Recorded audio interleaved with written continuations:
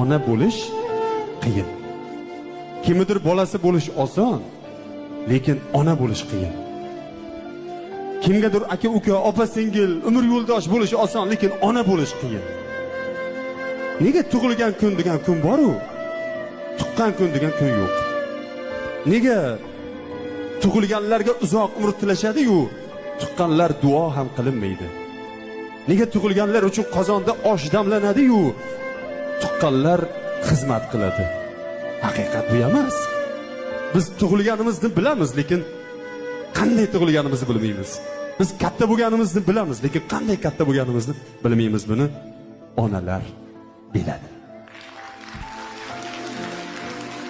Ona, poyingga dunyo gulin sochsam qarzim uzilmaydi. Hatto senga jannat yo'lin ochsam qarzim uzilmaydi.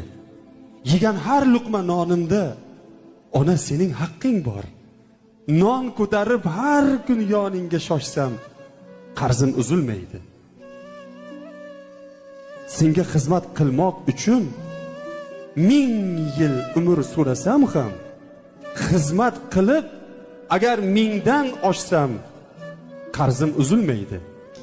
Men sen yurar yo'ling bo'lsam, oyog'ingda quling bo'lsam, yelkamni ko'tarib Ka'bagacha borsam qarzim uzilmaydi.